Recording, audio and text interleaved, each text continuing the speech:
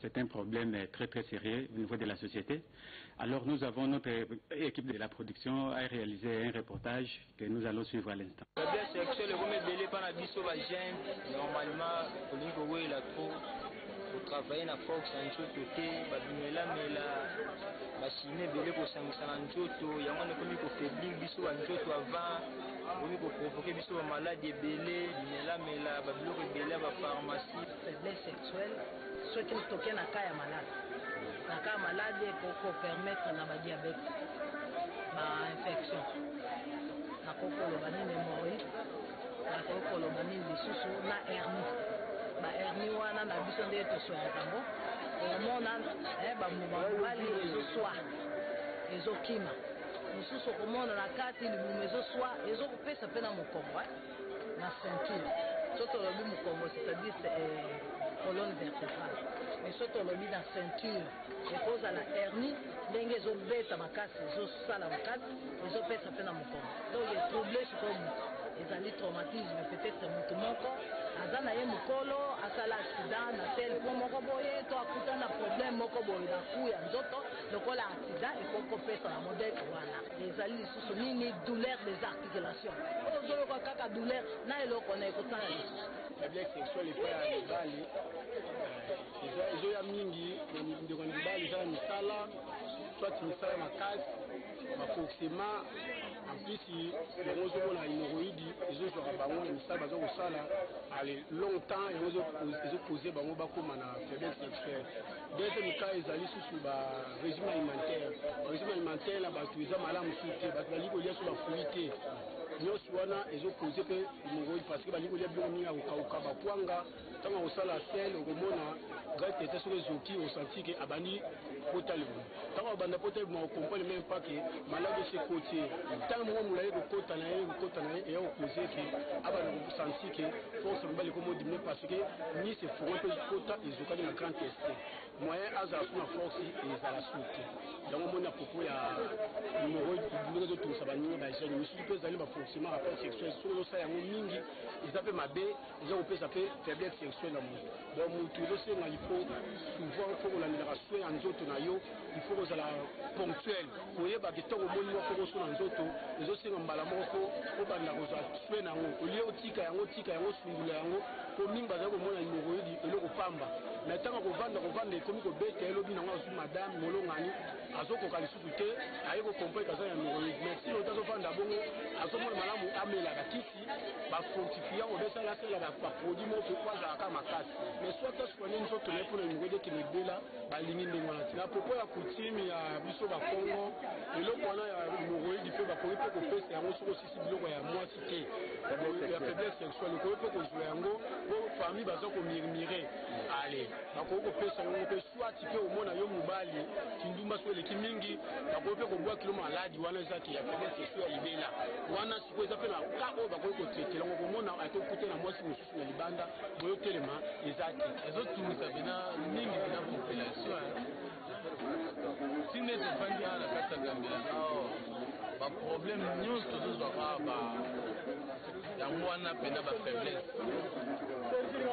bafaiblesse wana ezokotela bato mingi ezopanza mabala tovandi tozomona ezozwa mpe mwasi ezozwa mpe mobali tozomona bamisusu ezali keno kose droge bamisusu mosala makasi repo eza te bamisusu makanisi ebele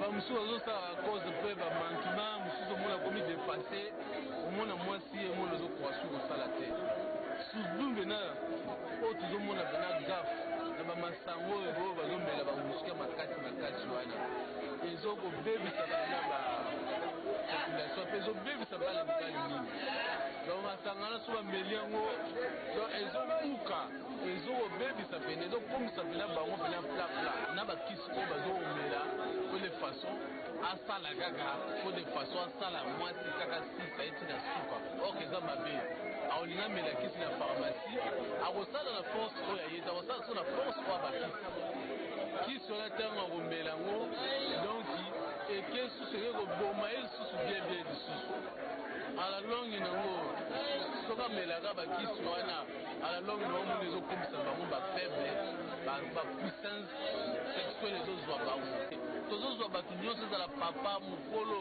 lu moins de 20 bazali bapaka 20 bazali ba 40 ans 50 ans bango tout génération de génération tozozwa eleko na biso tozali kolia naturel na kati ya bilei nde makambo nyonso ezali kasi sikoyo bana ya sikoyo lokola bakomi kolia baartificiel ebele nde ezoboma baselule na kati ya nzoto nde yango moni ayo wana ezokomela mwana wana aza na zemi abandi kolia bilei wana na nzela ya mama na ye ntango akobotama akokuta kaka bilei wana azokokokama mibu misato mibu mine deja akoti na nani nde yango kozi moso eza te kolia na komela bazolesa biso na komela biso na eleko oyo yango nde ezokomisa bana na biso ya mibali De la matière, docteur, quel est votre point de vue? Oui, c'est ça, c'est la désolation, parce que vous voyez, comment on appelle ça, c'est dans le commun des mortels, c'est dans toute la population, c'est ce que les gens se disent. J'ai noté beaucoup d'informations dans ce qu'ils ont dit. Premièrement, c'est en rapport avec ce qu'on appelle l'impuissance sélective. Il arrive, sur le plan psychologique, qu'une personne qui, par exemple, quelqu'un qui fait une première expérience avec une femme qui ne connaît pas ou une pute, il peut arriver que, s'il n'en a pas l'habitude, de ne pouvoir pas bien poser l'acte sexuel. C'est ce qu'on appelle l'impuissance sélective. Ça veut dire simplement que je peux bien faire, contacter le rapport sexuel avec le partenaire avec lequel je suis habitué, mais avec une autre, je ne peux pas. C'est ce qu'on appelle l'impuissance sélective. Bon, on a semblé dire que non, chez les Bakongos, c'est ça aussi l'impuissance sélective. Même si ça peut exister, ça passe par le cerveau. Parce que pour être excité, le monsieur a parlé des coutumes, les coutumes. Ça arrive, c'est ce qu'on appelle, c'est ce qu'on appelle l'impuissance sélective. Je peux faire ici, mais avec l'autre, je ne peux pas. Imaginez-vous si vous dites que non, moi dans ma vie, je ne peux pas, je ne peux jamais sortir avec une pute. Et tu prends une fille, on te rappelle que non, moi je suis une pute. Immédiatement, même si tu pouvais l'être, tout s'anéantit parce que tout se passe au niveau du cerveau. Il y a une certaine inhibition qui se passe en ce moment-là.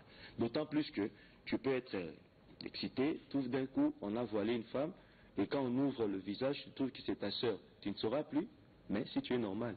Si tu n'es pas normal, tu peux passer à l'acte, tu commets l'inceste. Là, c'est une autre paire de manches. Deuxièmement, c'est par rapport aux substances. Les substances qu'on utilise dans la société. Et vous allez voir que chez nous... Nous voyons les médicaments, surtout indigènes, étalés à même les sols, la vente à la criée. Vous allez en clinique, beaucoup de cas d'AVC que nous rencontrons aujourd'hui, parfois on se dit qu'on ne connaît pas la cause. La grande cause non reconnue, et les gens ne font pas souvent allusion à ça, ce sont ces substances. Beaucoup de personnes de troisième âge utilisent ces substances. Ils en abusent. Parfois, le papa, 60 ans, utilise ça, sans pour autant l'informer même à son épouse. À telle enseigne qu'il arrive des fois, pendant l'acte sexuel, il peut faire son AVC. Ça arrive. Même les produits des indigènes, les produits des Chinois, on ne connaît pas les substances, on ne connaît pas leur contenu à un certain moment. Et pas seulement l'AVC, il y a des gens qui font l'insuffisance rénale à cause de ces substances, parce qu'on ne connaît pas... L'automédication, voilà. Ce qui est décrié à la limite. Ça, c'est un problème. Quand vous allez aux cliniques universitaires, beaucoup de gens ont fait l'insuffisance rénale à cause de l'usage de ces différentes substances. Voilà un peu ce qu'on peut dire en gros par rapport à ce que nous venons de suivre là. Oui, l'impuissance sexuelle, parlons-en au niveau des couples. Cela arrive au niveau des couples. Quand cette situation arrive, comment s'y prendre? Un monsieur qui n'arrive pas à satisfaire sa femme, ça crée également la psychose au niveau de la femme. Alors comment gérer cette situation au niveau du couple? Ça c'est la vie du couple. Il faut voir la vie du couple. Vous voyez, l'acte sexuel, c'est un acte, c'est une conséquence de ce qui vient avant. Imaginez-vous, vous pouvez, on vous oblige d'épouser une femme que vous n'avez pas aimée. Vous pouvez devenir impuissant simplement parce que vous n'avez pas aimé ce mariage. Et dans la vie de couple, cela arrive. Imaginez-vous, pendant que vous voulez commencer à poser l'acte sexuel, Même si on vous appelle au téléphone que votre papa vient de mourir. Vous ne saurez pas, vous devenez impuissant immédiatement. Et dire les vicissitudes de la vie, les problèmes que les gens traversent, les difficultés dans la vie de couple, les difficultés sociales que nous rencontrons, ça a souvent des répercussions dans la vie de couple, surtout dans l'accomplissement de l'acte sexuel. Et dans le couple, on ne doit pas s'acharner directement à dire que non, il y a les médicaments. C'est d'abord d'identifier quel est le vrai problème de ce couple. Les causes. Voilà. Et les causes le plus souvent ne sont pas organiques. Les causes le plus souvent sont des problèmes psychologiques, relationnels, contextuels, ainsi de suite. Alors comment s'y prendre, comment on peut trouver la solution dans cette pareille situation? Seulement dans la vie de couple ou dans l'ensemble? Non, dans la vie de couple. Dans la vie de couple, c'est ce que j'appelle, au fait, pour la prise en charge, c'est ce qu'on appelle la sexo-analyse. La sexo-analyse, ça tient compte de plusieurs aspects. Ça tient compte parfois des rêves que les personnes ont. Aujourd'hui, on parle des maris de nuit, on ne sait pas pourquoi ça ne marche plus. À part les rêves, il y a les fantasmes éveillés. Il y a de ces gens qui posent problème. Des troubles même des comportements sexuels peuvent être à la base de l'impuissance sexuelle. Je vais vous donner l'exemple d'un couple. Imaginez une femme qui se plaint simplement parce qu'elle a trouvé un bon emploi, mais ne sait pas arriver à temps au travail, simplement parce que chaque fois qu'il vient de se laver, quand il doit s'apprêter pour venir au travail, c'est à ce moment que le mari lui oblige de pouvoir contacter des rapports sexuels. Ça pose problème. Ça paraît normal, mais ça veut simplement dire que son mari a un certain trouble qu'on appelle l'exhibitionnisme. C'est-à-dire, il suffit qu'il voit la nudité de sa femme, il ne peut plus se contenir. Et il a suffi seulement de le mettre ensemble et de leur parler, de comprendre que non, ça peut arriver, mais il faut modérer pour permettre à la femme d'aller au travail. Il n'y avait même pas de médicaments, ce sont des mesures d'hygiène relationnelle et on les a aidés comme ça. Donc, un autre élément important, ce sont des troubles que les gens peuvent présenter. Imaginez-vous un homme qui a eu l'habitude de se masturber.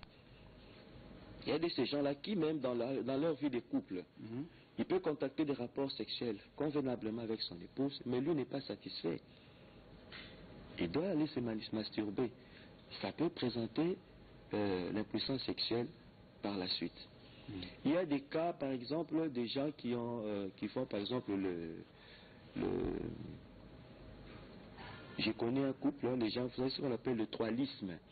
Et à la cité, on en parle, les jeunes gens parlent de Sangana. Il y a de ces gens-là, un homme qui est habitué à faire des rapports sexuels en groupe. Une fille, deux garçons. Et pour le garçon, il est habitué à ça. Dans la vie de couple, il doit se retrouver seul face à sa femme, ça ne va pas marcher. Il n'y a pas de médicament pour ça. C'est-à-dire, parce que les gens croient que quand vous allez à l'hôpital, le traitement, c'est la prescription médicamenteuse. Non, absolument. Plus souvent, et malheureusement, chez nous, les gens oublient cet aspect des choses. Ça, c'est les approches psychothérapeutiques. Il faut accompagnement pour aider les gens à pouvoir identifier quel est le vrai problème. Parce que ce sont des conduites sexuelles réelles. Comment est-ce qu'ils vivent leur conduite sexuelle? Il faut identifier, aider les personnes à pouvoir parler d'eux-mêmes. Parce que ce sont des troubles, par exemple le trouble que j'ai eu à identifier chez le monsieur, l'exhibitionnisme. Lui, il trouve que c'est normal. C'est normal. Aujourd'hui, toute la société, c'est comme si toute la société quinoise présente des troubles de comportement sexuel. Quand on voyait avant comment les femmes s'habillaient, on ne voyait pas les seins. Maintenant, toutes les femmes laissent les seins dehors. Ça veut dire quoi? C'est exhibitionner, laisser à découvert les organes cachés. Ça pose problème. Et si un monsieur qui est habitué à ça, il voit sa femme qui vient, non, il se cache, ça ne va pas marcher. Donc il faut identifier les rêves que vous avez par rapport à la sexualité. Quand je parle des rêves, la sexualité, ça commence aussi par des rêves. Et c'est là où certains hommes de Dieu trouvent l'occasion de parler des maris de nuit. Tout garçon est passé par la pollution nocturne. Tout le monde passe par là. C'est ça la sexualité au fait. Ça passe par des rêves. Et les gens trouvent l'occasion pour dire non, mari de nuit. Et ça peut même désorienter le développement normal d'un enfant. Donc, en gros, la prise en charge tient compte de ce qu'on appelle la sexo-analyse. Si le problème est purement psychologique. Par exemple, si c'est un problème organique, quelqu'un qui a l'hypertrophie bénigne de la prostate, qui présente l'impuissance. Cette impuissance est liée à la hernie sentinelle. Si on ne fait pas bien l'examen et qu'on soigne seulement la hernie sentinelle, on ne va pas gérer l'impuissance. Parce que l'impuissance est liée... On n'a pas découvert les causes sous-jacentes. Qui est l'hypertrophie bénigne de la prostate. Il faut aller soigner, il ne faut même pas s'occuper de la hernie. Lorsque vous soignez l'hypertrophie bénigne de la prostate, tout se résout. Mais ils ont insisté sur le régime alimentaire, les boissons. Est-ce que c'est une imagination populaire ou c'est vrai réellement ça peut causer l'impuissance sexuelle, ce que nous mangeons et buvons? Donc la maman qui a parlé régime alimentaire, naturel, artificiel. Oui. Il y a de ces substances qui contiennent certains ingrédients, même de cuisine, qui sont parfois des produits cancérigènes. Sont parfois des produits cancérigènes, même certaines substances que nous buvons pour faire des jus, parfois ça contient des substances cancérigènes. Ça peut interférer avec le développement ou certaines hormones. Ça peut aussi conduire à l'impuissance sexuelle, c'est possible. Alors nous tendons vers la fin de notre émission. Est-ce que vous pouvez conclure l'émission? La conclusion, c'est le message, à la population. Parce que vous avez suivi, c'est une citation vraiment qui nous sommes perdus, c'est la déperdition et un peu la responsabilité aux médecins. Vous savez la différence qu'il y a entre le médecin et les pasteurs. Les pasteurs, ils utilisent un mot, tous ils ont un seul mot. Et quand il te dit une chose, il te dit, voilà la Bible, page telle ou chapitre tel, il te dit. Mais le médecin parfois manque de mots à dire à leurs patients. Tenez ce papa-là de 70 ans qui se plaint de l'impuissance sexuelle. Pensez-vous vraiment que vous allez parer à ça? Parce que cette impuissance, parfois, est liée à la sénescence, à l'âge seulement. Trouvons des mots, nous médecins, trouvons des mots justes pour pouvoir aider ces personnes à pouvoir accepter leur état, qui n'est pas en réalité un état de maladie, mais un état physiologique. Comment moi je le gère?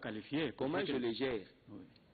Un papa qui se plaint, 70 ans d'impuissance sexuelle. Il dit non, docteur, je lui dis, vous voulez être encore fort à 70 ans? Vous voulez être comme vous étiez, comme ce que vous faisiez à 35 ans? À 40 ans. Et si la maman est à côté, je demande à la maman, est-ce que la maman continue encore à avoir ses règles? La maman dit non. Est-ce que les mamans se plaignent pour ça? Commençons par aider les mamans, lorsqu'ils atteignent la ménopause, qu'il y ait un traitement pour qu'ils commencent encore à avoir des règles. Si ce n'est pas possible, le papa devra aussi accepter cet état. C'est un état physiologique qui vient aussi avec l'âge. Voilà le message. Merci au docteur qui a bien analysé notre thème. Merci à vous téléspectateurs et à l'attention soutenue à cette émission. Merci.